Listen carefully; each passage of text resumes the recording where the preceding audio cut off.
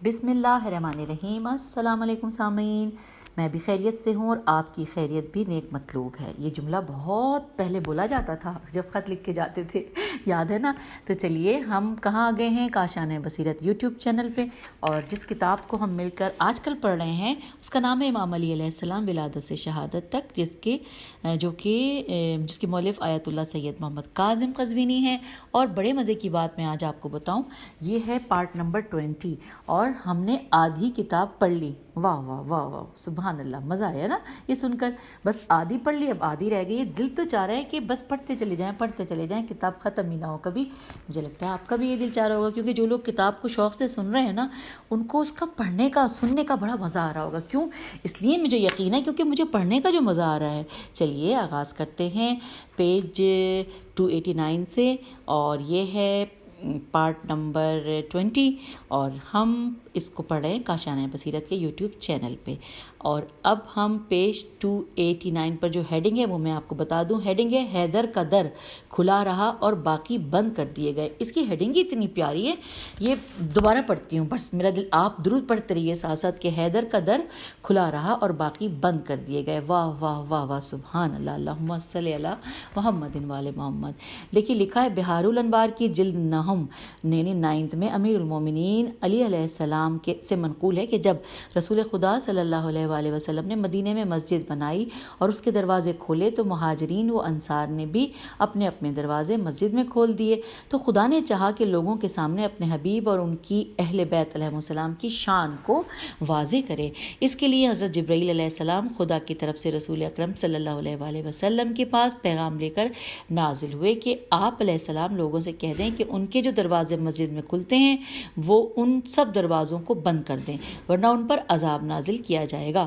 اگلے پیراگراف میں رسول خدا صلی اللہ علیہ وآلہ وسلم نے سب سے پہلے اپنے چچا حضرت عباس بن عبد المطلب کے پاس پیغام بھیجا کہ خدا نے ان دروازوں کو بند کرنے کا حکم دیا ہے، لہٰذا آپ اپنا دروازہ بند کر دیں۔ پیغام پہنچانے والے معاذ بن جبل تھے۔ اب آگے لکھا ہے کہ عباس رضی اللہ نے اپنا دروازہ بند کر دیا اور مسجد میں آئے۔ آپ رضی اللہ نے وہاں دیکھا کہ حضرت زہرا سلام اللہ علیہ اپنے دونوں صاحبزادوں کو لے کر بیٹھی ہوئی ہیں۔ عباس رضی اللہ نے کہا کہ بی بی سلام اللہ علیہ ایسے دکھائی دیتی ہیں جیسے کوئی شیرنی اپنے دونوں بچوں کو ساتھ لے کر بیٹھی ہو، اللہم صلی علی محمد وآل محمد۔ اور کیا بی بی یہ خیال کر رہی ہیں کہ رسول خدا صلی اللہ علیہ وآلہ وسلم اپنے چچا کا دروازہ تو بند کرا دیں گے اور اپنے ابن ام کا دروازہ کھلا رہنے دیں گے؟ یہاں پہ سوالیہ نشان ہے۔ تو اگلے پیراگراف میں لکھا ہے کہ کچھ دیر کے بعد رسول اکرم صلی اللہ علیہ وآلہ وسلم کا وہاں سے گزر ہوا تو آپ نے اپنی صاحبزادی سے فرمایا، جان پدر، آپ صلی اللہ علیہ وآلہ وسلم اس طرح سے تیاری کی حالت میں کیوں بیٹھی ہوئی ہیں؟ تو جناب سیدہ سلام اللہ علیہ نے جواب دیا کہ میں خدا کے رسول کے حکم کے انتظار میں بیٹھی ہوں۔ نبی اکرم صلی اللہ علیہ وآلہ وسلم نے فرمایا، اللہ نے لوگوں کو دروازے بند کرنے کا حکم دیا ہے، مگر اپنے رسول صلی اللہ علیہ وآلہ وسلم اور نفس رسول صلی اللہ علیہ وآلہ وسلم کو اس حکم سے مستثنی رکھا ہے۔ یہ حکم سننے کے بعد حضرت عمر رضی اللہ آئے اور انہوں نے عرض کیا کہ میں آپ صلی اللہ علیہ وآلہ وسلم کو دیکھنے کا مشتاق ہوں۔ آپ صلی اللہ علیہ وآلہ وسلم اپنے مصلی کی طرف جاتے ہیں، لہٰذا مجھے ایک کھڑکی کھلی رکھنے کی اجازت دے دیں تاکہ میں آپ کو دیکھ سکوں۔ ہم آ گئے پیج 290 پر۔ پھر لکھا ہے کہ رسول خدا نے فرمایا، خدا نے اس بات کی اجازت نہیں دی ہے۔ تو حضرت عمر رضی اللہ نے کہا کہ اگر زیادہ نہیں تو مجھے اتنا سوراخ رکھنے کی اجازت دیں کہ جس پر میں اپنا منہ رکھ سکوں۔ تو رسول خدا صلی اللہ علیہ وآلہ وسلم نے فرمایا کہ خدا نے اس بات کی بھی اجازت نہیں دی ہے۔ تو حضرت عمر رضی اللہ نے کہا کہ پھر مجھے اتنے روزن دیوار کی اجازت دیں جہاں آنکھ رکھ کر میں مسجد کا اندرونی منظر دیکھ سکوں۔ پھر رسول خدا نے فرمایا کہ خدا نے اس بات کی بھی اجازت نہیں دی ہے، اور اگر تم ایک سوئی کے سوراخ کی بھی اجازت طلب کرو گے تو بھی اس کی اجازت نہیں ہے۔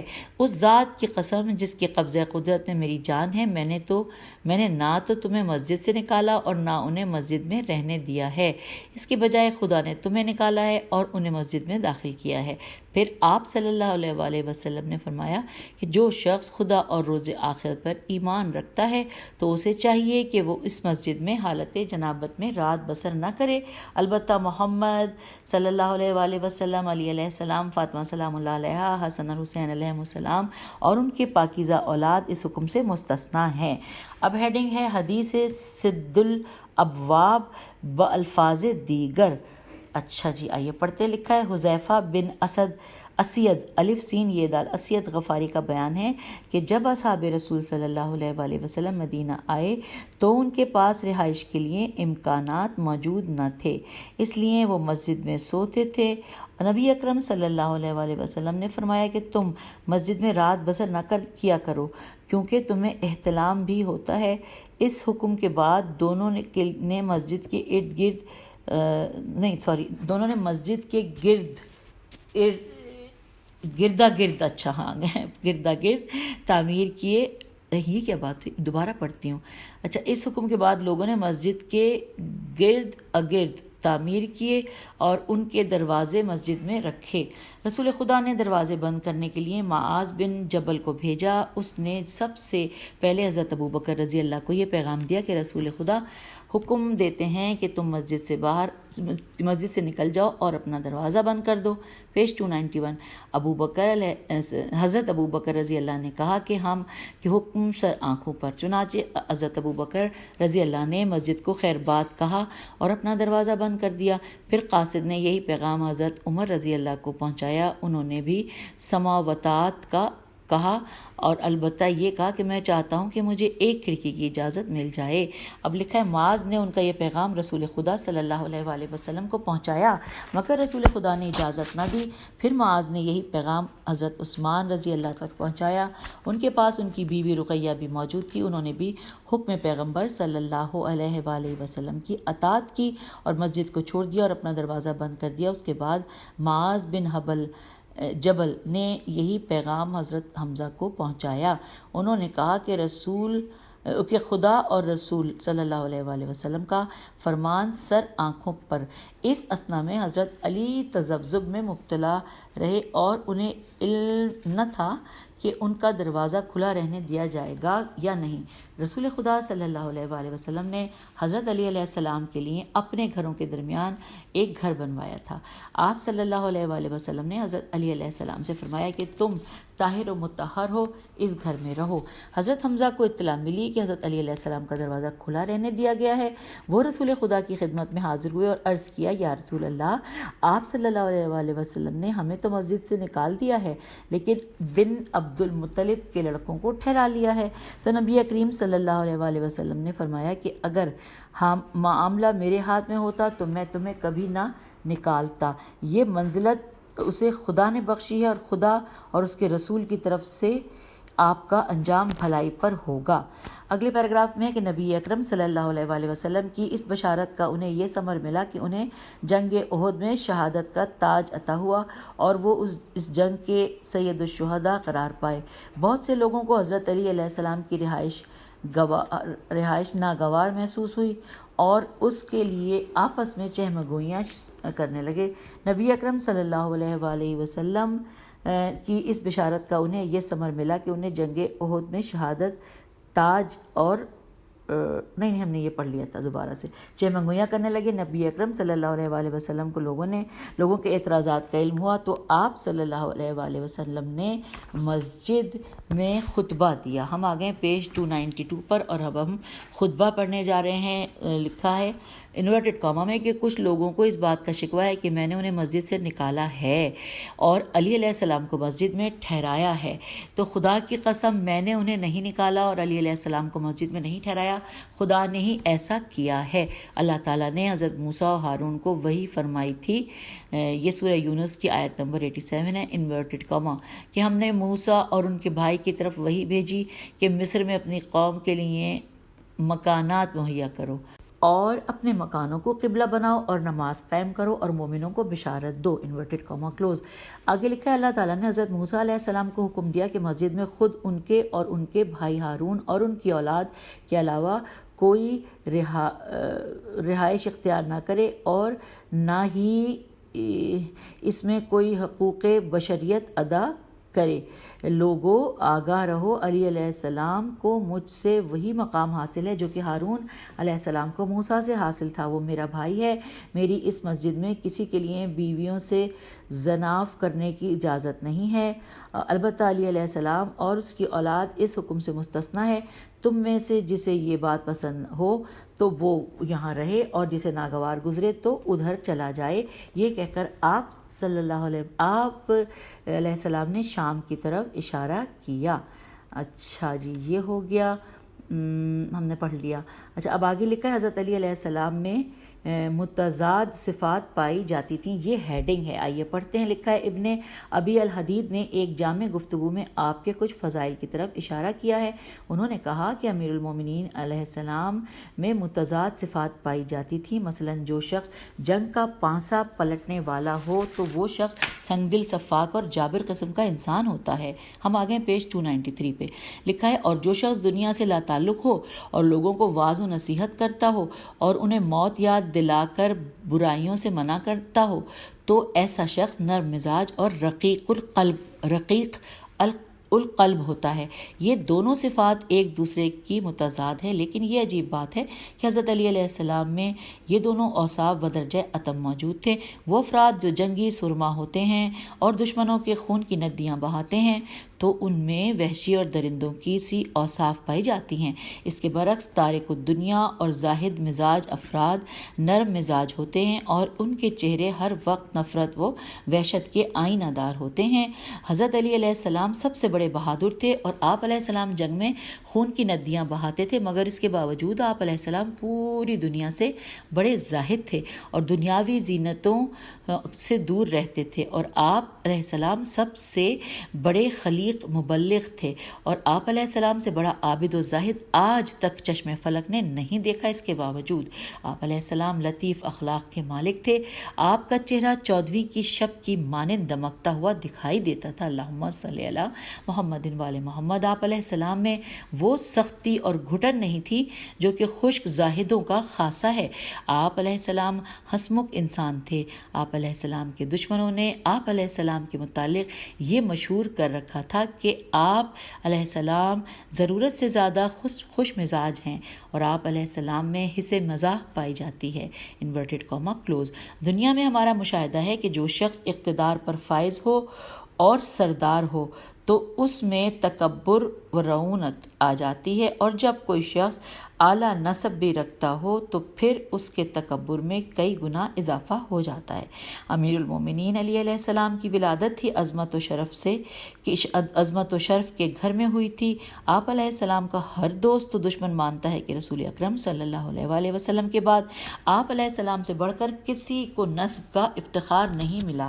آپ علیہ السلام کو صرف نسب کا شرف ہی نہیں تھا حاصل نہیں تھا، اس کے علاوہ آپ کو دیگر 10 شرف بھی حاصل تھے، اور آپ ان تمام تر شرف و حکومت کے باوجود آپ علیہ السلام ہر چھوٹے بڑے کے ساتھ تواضع اور انکساری کے ساتھ پیش آتے تھے، اور آپ علیہ السلام تکبر سے کوسوں دور رہتے تھے اور عارفان حق کے سرخیل تھے۔ سین رے خے لام تھے۔ ہو سکتا ہے میں نے یہ غلط پڑھا ہو ورڈ، آپ لوگ مجھ سے بہتر جانتے ہیں۔ آئیے اگلے صفحے پہ چلتے ہیں۔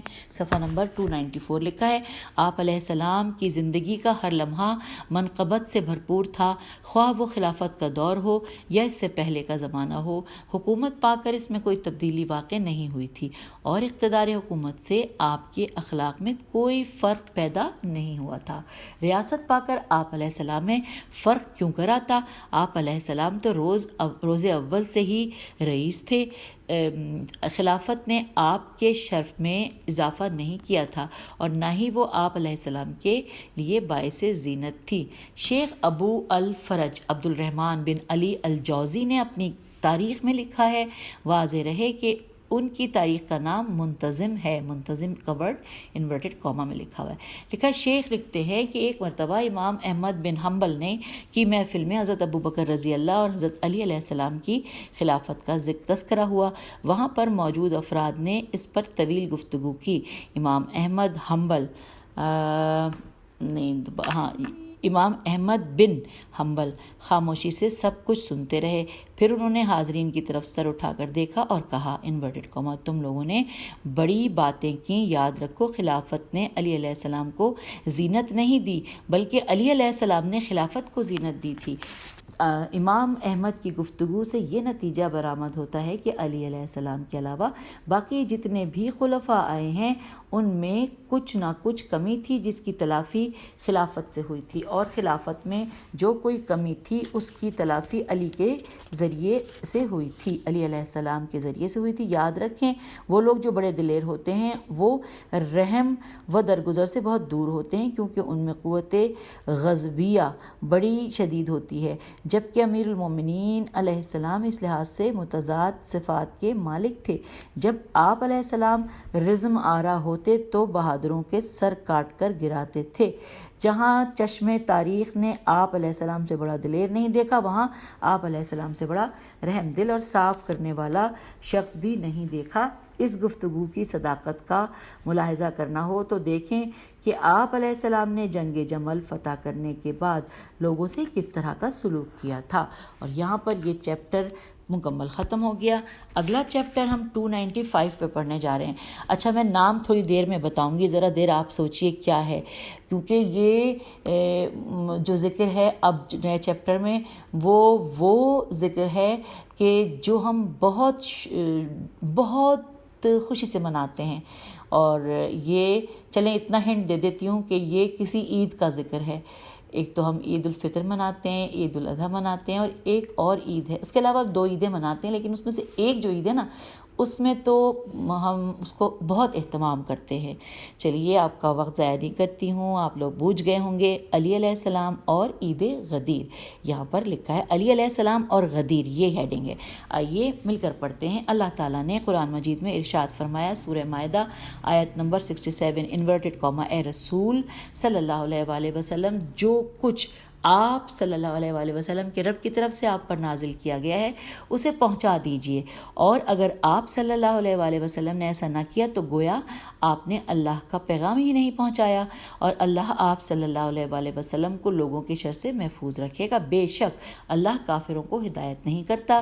یہ سورہ مائدہ کی آیت نمبر 67 جو بہت مشہور، یعنی ہم کئی بار سنتے چلے آئے ہیں، مجالس میں بھی میلادوں میں بھی، یہ وہ سورہ مائدہ کی آیت نمبر 67 کا ہم نے ترجمہ پڑھا۔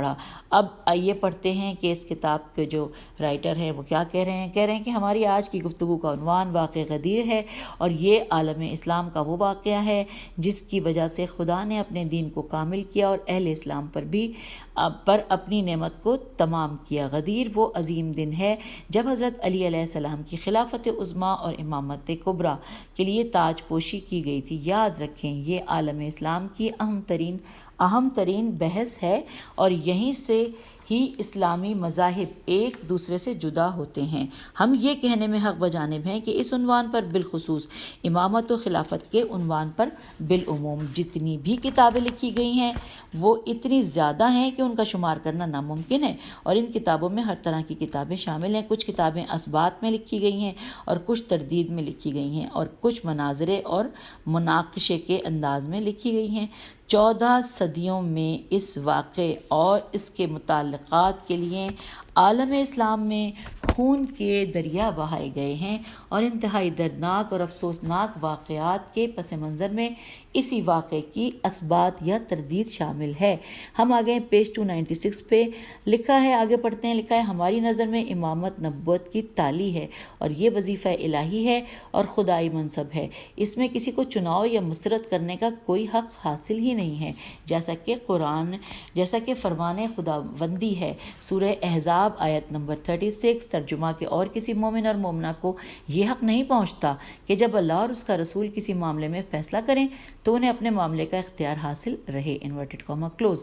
لکھا ہے مناسب یہ ہے کہ سب سے پہلے غدیر کا واقعہ بیان کیا جائے، اور پھر اس کے ضمن میں اہل بیت علیہ السلام، صحابہ، تابعین اور تبع تابعین، محدثین، مفسرین اور مورخین، شعراء، ائمہ اعلام و حفاظ کی گفتگو کا جائزہ لیا جائے۔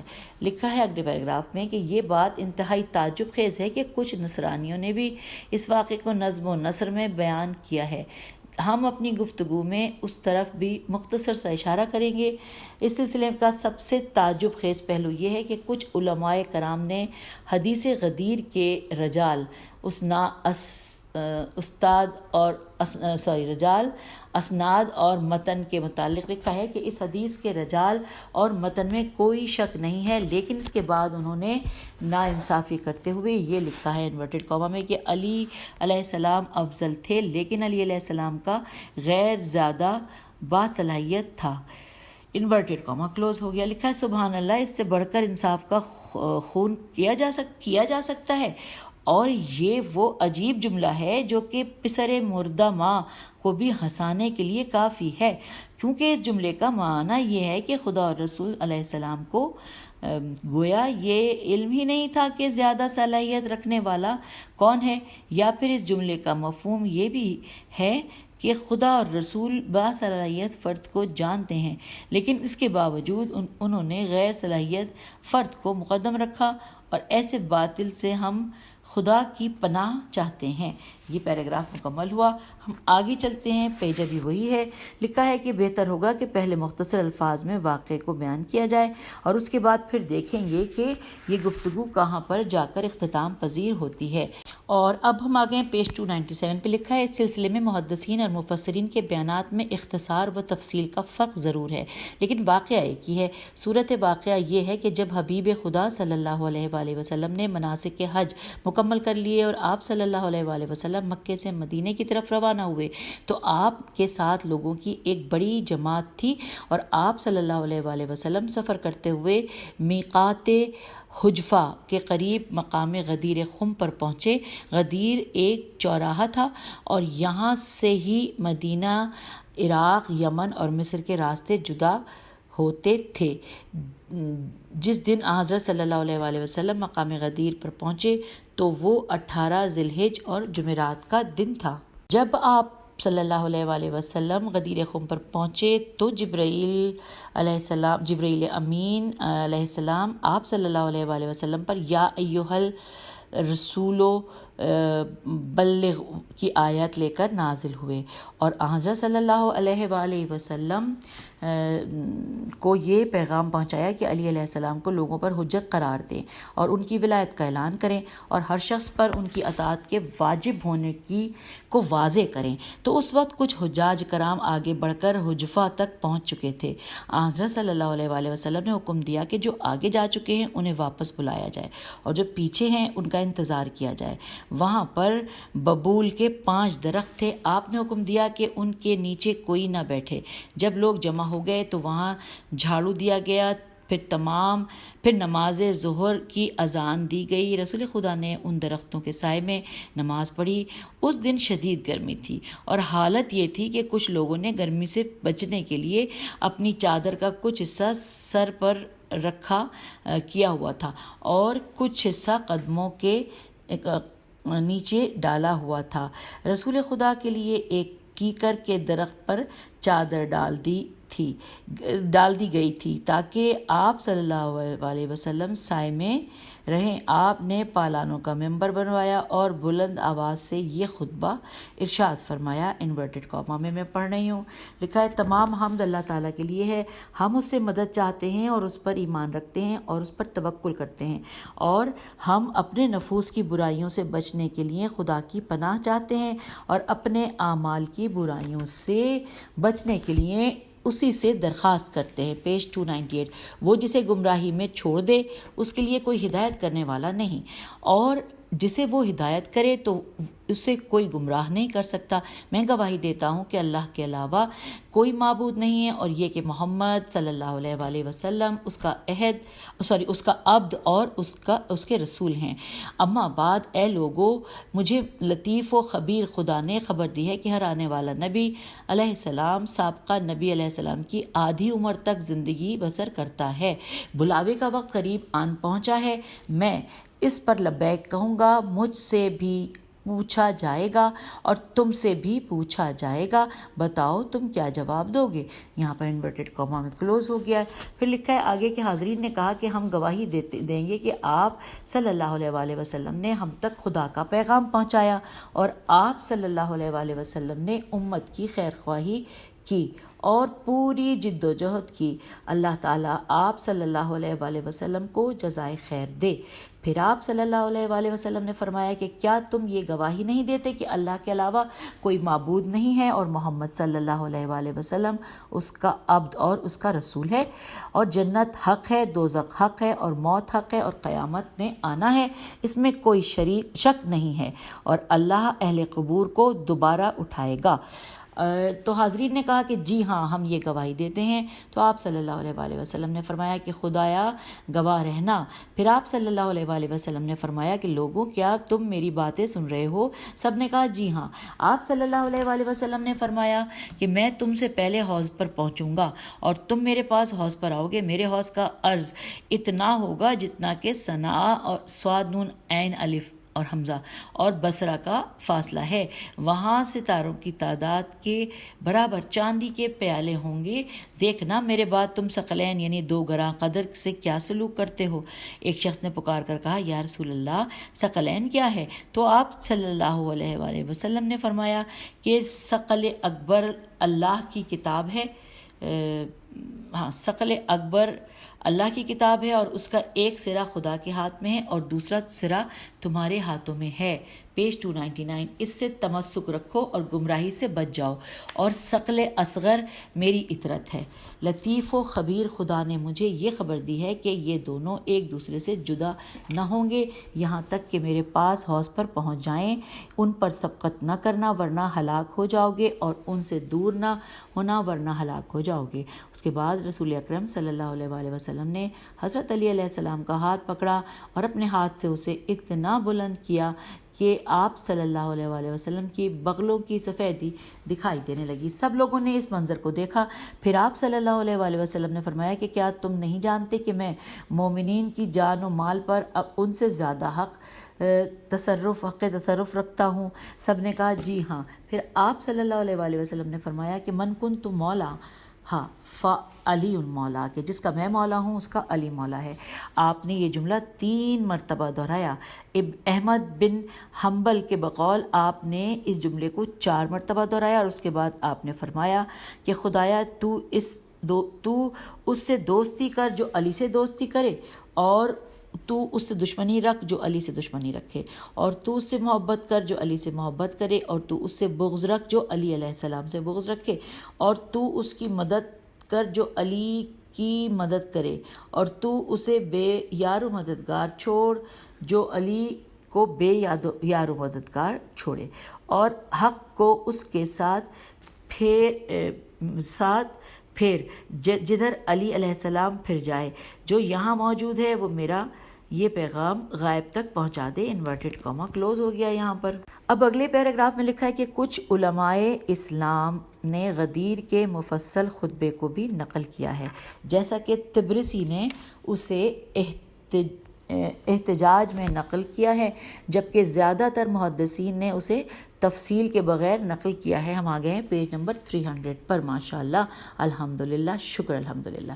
آگے پڑھتے ہیں۔ لکھا ہے جب آپ صلی اللہ علیہ وآلہ وسلم کا خطبہ مکمل ہوا تو آپ صلی اللہ علیہ وآلہ وسلم ممبر سے نیچے تشریف لائے اور مسلمانوں کو حکم دیا کہ وہ علی علیہ السلام کی خلافت کے لیے بیعت کریں اور انہیں امیر المومنین کہہ کر سلام کریں۔ مسلمان ہر طرف سے بیعت کے لیے ٹوٹ پڑے۔ شیخین حضرت ابو بکر رضی اللہ اور حضرت عمر رضی اللہ رسول اکرم صلی اللہ علیہ وآلہ وسلم کی خدمت میں حاضر ہوئے اور عرض کیا کہ یہ حکم آپ صلی اللہ علیہ وآلہ وسلم کی طرف سے ہے یا خدا کی طرف سے ہے؟ تو آپ صلی اللہ علیہ وآلہ وسلم نے فرمایا کہ کیا یہ غیر اللہ کی طرف سے ہے؟ تو یہ خدا اور اس کے رسول کا فرمان ہے۔